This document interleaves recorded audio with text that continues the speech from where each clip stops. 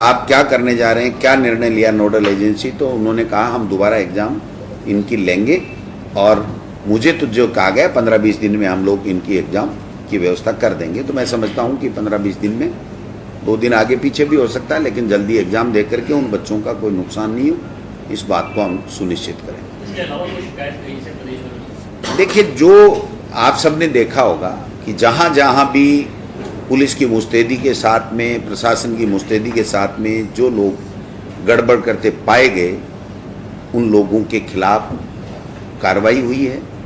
और ये कार्रवाई जब इतने लोगों के खिलाफ हुई है, तो अगर इनकी चेन सर्किल आगे जाएगी तो जितने आगे तक जाएगी उतने आगे तक हमारी सरकार, जो भी एजेंसीज हैं जांच करने वाली, वो ले जाएंगे। और एक व्यक्ति के बारे में भी अगर हमें कोई इस तरह का कोई संज्ञान होता है कि उसने गड़बड़ की है, तो उसको पूरी तरीके से तहकीकात करके, पूरी तरीके से जांच कर करके और पारदर्शिता के साथ में इसका रिजल्ट जारी कराया जाए। अब वो तो देखो नोडल एजेंसी का काम है। जो परीक्षा होने के बाद ही पूरी परीक्षा का रिजल्ट एक साथ ही जारी किया जाएगा, अलग-अलग जारी किया जाएगा? वो इससे कोई लंबा चौड़ा फर्क पड़ने वाला नहीं है।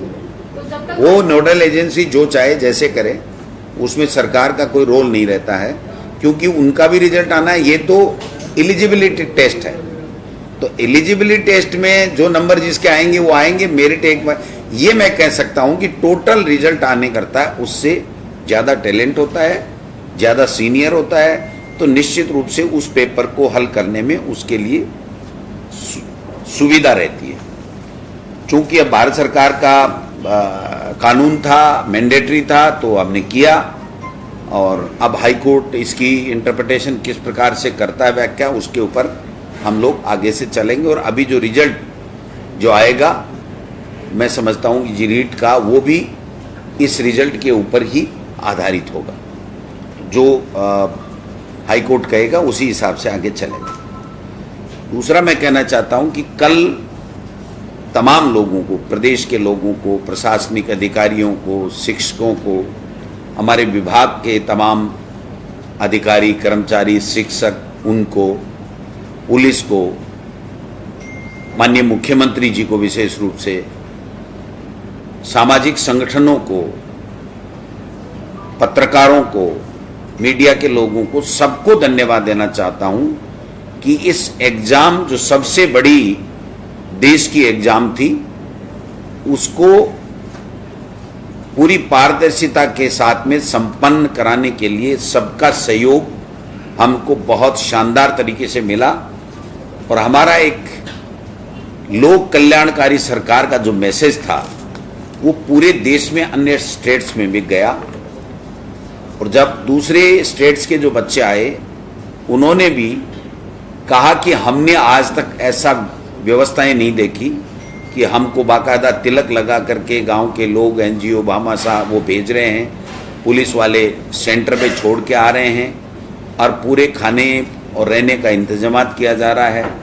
तो माननीय मुख्यमंत्री जी ने जब बजट घोषणा की थी कि हम राजस्थान रोडवेज की बसों में फ्री करेंगे, तो जब ये संज्ञान में आया कि ये बच्चे राजस्थान रोडवेज की बसों में नहीं जा पाएंगे, तो मुख्यमंत्री जी ने एक बैठक बुला करके ये घोषणा की कि हम लोग सबको फ्री करेंगे, प्राइवेट बसों का अधिग्रहण करेंगे और उसका पैसा सरकार देगी। तो इससे बढ़िया कोई निर्णय मैं समझता हूं हो नहीं सकता। इस परीक्षा को पारदर्शिता के साथ संपन्न कराने के लिए भी माननीय मुख्यमंत्री जी ने विभाग के प्रस्तावों को स्वीकार करते हुए जो कड़े फैसले और पूरे पुलिस प्रशासन को पूरी मुस्तैदी के साथ में लगाया, और जो लोग पाए जाएंगे उनको बर्खास्त किया जाएगा, और अंदर मोबाइल वगैरह नहीं ले जाया जाएगा, चाहे कोई कितना भी बड़ा अधिकारी हो वो नहीं ले जाएगा। तो इससे मैं समझता हूं कि राजस्थान की साख भी बड़ी है। जिन बच्चों ने मेहनत की है उनको परिणाम भी मेहनत के मुताबिक मिलेंगे। एक सेंटर जो हमारा अलवर जिले का था, उसमें कुछ देरी से, ट्रैफिक जाम होने की वजह से पेपर थोड़ा देरी से मिला, और फिर वहाँ के लड़कों ने वहाँ पर परीक्षा देने से इनकार कर दिया। जहाँ पर मौजूदा जो भी अधिकारी थे उन्होंने प्रयास किया, लेकिन चूंकि जब तक जिला कलेक्टर, जिला प्रशासन आता, समझाइश करता, तब तक काफ़ी देर हो चुकी थी, लेकिन सेकंड पारी का जो एग्ज़ाम है वो पूरे तरीके से वहाँ पर जो सेंटर पे थे उसको सबको ले आया गया। आप सबने मीडिया में चलाया है, आप सबको पता है कि किस प्रकार से कैसे कैसे प्रयास किए गए लोगों के द्वारा, चप्पलों में सिम डाल दी गई, कई सरकार के हमारे विभाग के शिक्षकों का भी नाम आ रहा है, पुलिस के कर्मचारियों का भी नाम आ रहा है। तो मैं समझता हूँ इस बात को जो घोषणा माननीय मुख्यमंत्री जी ने की है उसी के संदर्भ में देखा जाएगा, इसमें किसी को शंका करने की आवश्यकता नहीं है। लेकिन मैं इतना कहना चाहता हूँ कि जो रीट का एग्ज़ाम 25-26 लाख बच्चों का जो राजस्थान में हुआ, जिसका गिनीज बुक में नाम लिखा जाएगा, अगर गिनीज बुक वाले हमारी बात मानेंगे तो, और जिस तरीके से शानदार तरीके से दिया गया, आप सोशल मीडिया में उनके कमेंट्स देखिए, जो बच्चे बाहर से, एमपी से, यूपी से, बिहार से आए, वो ये कह रहे हैं हमने ऐसा उत्सव कभी नहीं देखा। यानी अपनी एग्जाम को वो उत्सव के रूप में लोगों ने परिवर्तित किया। इसके लिए मैं विशेष रूप से तमाम जो भामाशाह और जो लोग इस व्यवस्थाओं में जुटे थे, सरकार के कार्मिकों की तो ड्यूटी थी, लेकिन वो जो लोग जुटे और जिस प्रकार से खाना और व्यवस्थाएं दी, मैं समझता हूँ हम उनको सैल्यूट करते हैं कि ऐसे लोगों ने एक अच्छा उदाहरण पेश किया जिससे हमारे राजस्थान प्रदेश का उन्होंने गौरव बढ़ाया है। मैं समझता हूँ कि ये सारी की सारी चीज़ें आपको बतानी इसलिए ज़रूरी थी कि कल सब लोग जिज्ञासा कर रहे थे किस प्रकार से होगा।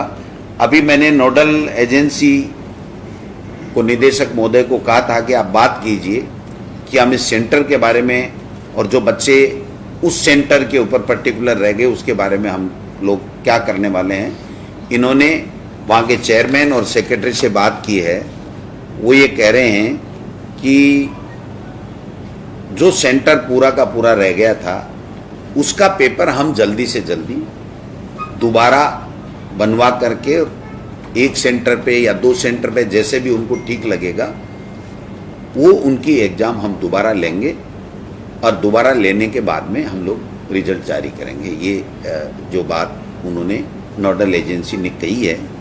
फिर भी अगर कोई दिगर बात आएगी तो विभागीय स्तर के ऊपर उसकी जांच कमेटी भी बैठा दी जाएगी। अगर कोई किसी तरह की कोई बात आती है ऐसी जिसके लिए जांच किया जाना जरूरी है तो उसकी जांच कमेटी भी हम लोग बढ़ा देंगे।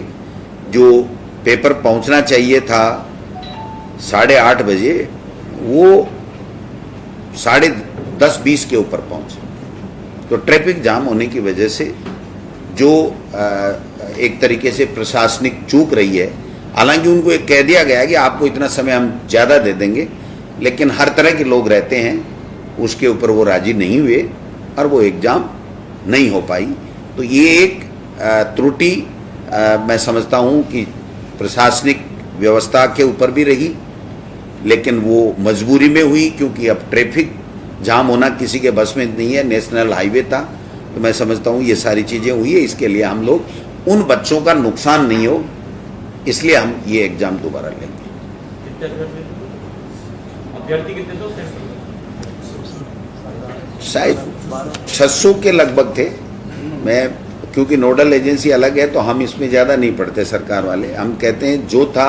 अभी मैंने पूछा कि आप क्या करने जा रहे हैं, क्या निर्णय लिया नोडल एजेंसी, तो उन्होंने कहा हम दोबारा एग्ज़ाम इनकी लेंगे और मुझे तो जो कहा गया 15-20 दिन में हम लोग इनकी एग्ज़ाम की व्यवस्था कर देंगे। तो मैं समझता हूँ कि 15-20 दिन में, 2 दिन आगे पीछे भी हो सकता है, लेकिन जल्दी एग्ज़ाम दे करके उन बच्चों का कोई नुकसान नहीं हो, इस बात को हम सुनिश्चित करें। इसके अलावा कोई शिकायत कहीं से प्रदेश में? देखिए, जो आप सबने देखा होगा कि जहाँ जहाँ भी पुलिस की मुस्तैदी के साथ में, प्रशासन की मुस्तैदी के साथ में जो लोग गड़बड़ करते पाए गए, उन लोगों के खिलाफ कार्रवाई हुई है। और ये कार्रवाई जब इतने लोगों के खिलाफ हुई है तो अगर इनकी चेन सर्किल आगे जाएगी तो जितने आगे तक जाएगी उतने आगे तक हमारी सरकार, जो भी एजेंसीज हैं जांच करने वाली, वो ले जाएंगे। और एक व्यक्ति के बारे में भी अगर हमें कोई इस तरह का कोई संज्ञान होता है कि उसने गड़बड़ की है तो उसको पूरी तरीके से तहकीकात करके, पूरी तरीके से जांच कर करके और पारदर्शिता के साथ में इसका रिजल्ट जारी कराया जाए। अब वो तो देखो नोडल एजेंसी का काम है। जो कि परीक्षा होने के बाद ही पूरी परीक्षा का रिजल्ट एक साथ ही जारी किया जाएगा, अलग अलग जारी किया जाएगा? वो इससे कोई लंबा चौड़ा फर्क पड़ने वाला नहीं है। वो नोडल एजेंसी जो चाहे जैसे करे, उसमें सरकार का कोई रोल नहीं रहता है, क्योंकि उनका भी रिजल्ट आना है। ये तो एलिजिबिलिटी टेस्ट है, तो एलिजिबिलिटी टेस्ट में जो नंबर जिसके आएंगे वो आएंगे। मेरिट एक बार ये मैं कह सकता हूं कि टोटल रिजल्ट आने के बाद में सिलेक्शन की मेरिट बाद में बनाई जाएगी। बड़ोदरा जी, जिस तरह से इस बार सख्ती हुई है, तो आने वाले एग्जाम के अंदर भी इसी तरह की सख्ती देखने को मिलेगी या इससे भी और ज्यादा जो है सख्ती? बिल्कुल, देखिए अब इससे कई चीजें सूचनाएं मिली हैं कि किस तरीके से ये लोग बाग नकल कराते हैं, कैसे कैसे गिरोह सक्रिय रहते हैं, कैसे कैसे मिले हुए होते हैं।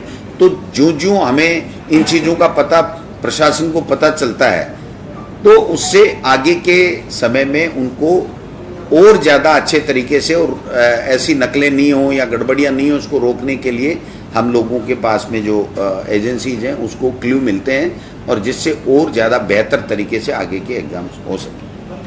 अच्छी परीक्षा रही, सभी ये कह रहे हैं, लेकिन खासतौर से नकल गिरोह का आपने पकड़ा, लेकिन घर में जिन लोगों को सिक्योरिटी में लगाया था, शिक्षक ज्यादा पकड़ में आए हैं, पुलिस के कर्मचारी पकड़ में आए, तो ये भी एक सबक होगा अगली बार। देखिए, निश्चित रूप से हमें पता था कि सरकारी अधिकारी कर्मचारी अगर इसमें शामिल हो जाए तो उस जो मेहनत की है उस बच्चे के साथ में अन्याय होगा। इसीलिए इतना कड़ा फैसला हिंदुस्तान में किसी स्टेट में नहीं लिया गया कि सरकारी कार्मिक को बर्खास्त किया जाएगा, कभी कहीं नहीं लिया गया। सरकार की मंशा बहुत साफ और स्पष्ट है कि हम लोग ऐसे लोगों को कतई नहीं बख्शेंगे। जो लोग मेहनत करते हैं, जो बच्चे मेहनत करते हैं, उनको ईमानदारी से उनका रिजल्ट मिलना चाहिए। तो मैं समझता हूं कि जिन जिन कार्मिक पाए गए हैं, अब इतने बड़े अथाह समूह में 8 करोड़ लोगों में आप किसको क्या कैसे पहचान सकते हो? जब कोई चीज़ सामने आती है तभी ये चीज़ें होती हैं। लेकिन इससे निश्चित रूप से आगे आने वाली परीक्षाओं में और ज़्यादा पारदर्शिता रहे, ईमानदारी से परीक्षाएं हों, अच्छे सुव्यवस्थित तरीके से हों, उसमें हम लोगों को मदद मिलेगी। क्योंकि ये लोग चिन्हित हो गए, अब चिन्हित हो गए तो ये तो हो ही गए, अब जांचें चलेंगी। जब जांचें चलेंगी तो इनके आगे तक कहाँ तक कनेक्शन है वो भी जाएगा। तो एक तरीके से इनके जड़ तक पहुंचने में सरकार को मदद मिलेगी। एक सवाल है कि कल बहुत सारे सेंटर पे ये देखने को मिला कि सेकंड लैंग्वेज किसी ने पंजाबी भर रखी थी, किसी ने सिंधी भर रखी थी, वहाँ पेपर पहुँचा ही नहीं। और आनंद कानून में दूसरे सेंटर से जब पेपर मंगाया गया तो कोड अलग हो गए, समय काफ़ी बर्बाद हो गया। तो क्या ऐसे विद्यार्थियों को राहत मिली? हमारे संज्ञान में ऐसी कोई चीज़ नहीं है। ऐसा कोई भी मामला हुआ होगा तो वो नोडल एजेंसी माध्यमिक शिक्षा बोर्ड को अपने लिखित में शिकायत दे, वो उसके ऊपर परीक्षण उपरांत जो भी निर्णय लेंगे वो उनको लेना है। सरकार का इसमें कोई हस्तक्षेप नहीं। बहुत से परीक्षार्थियों का ये भी आरोप है कि उनको खुले पेपर मिले और ऐसा एक सेंटर पे नहीं हुआ, एक से ज्यादा सेंटर्स पे हुआ। ये सब गलत बात है। ये तो जिसकी तैयारी नहीं होता है वो तरह तरह की बात लगाता है। बहुत से विद्यार्थियों के खोलने की जरूरत कहाँ थी? अगर खुले तब तो एक पेपर ही खुल जाए। सारे पेपर कोई खोलता है क्या? तो खोलने वाला, जब हमने वीडियोग्राफी जहाँ से पेपर उठ रहा है वहाँ से लेकर के बढ़ रहा वहाँ तक कराई है, तो ऐसे किसी का ये कहना मैं समझता हूँ बिल्कुल गलत है। इस तरह की कोई शिकायत ऑथेंटिक रूप से किसी के सामने नहीं है। पेपर आया 1.5 घंटे पहले आया गया कि एक कांस्टेबल के फोन पर पाया गया तो पुलिस ने मामला पकड़ा, तो क्या इसे माना जाएगा? उसको तय तक जाएंगे कि कितने लोगों तक ये पेपर पहुंचा है, उन सब के खिलाफ कार्रवाई होगी। उनका इस रिजल्ट से कोई लेना देना नहीं रहेगा। अच्छा सर, जो हाई कोर्ट में अभी पेंडिंग है मामला आपका बीएड वाला, तो जब तक वो क्लियर नहीं होगा तब तक क्या रिजल्ट घोषित होगा या निश्चित रूप से देखिए, जो कोर्ट का आदेश को देखना पड़ेगा। जो मुझे मेरे संज्ञान में लाया गया है कि कोर्ट ने अभी इसको परिणाम के लिए बीएड वालों के परिणाम के लिए रोक रखा है। तो निश्चित रूप से कोर्ट का हम लोग प्रयास करेंगे कि जल्दी से जल्दी इसके ऊपर मेरिट के ऊपर जो भी डिसीजन कोर्ट करे जिससे हम लोग आगे बढ़ सकें।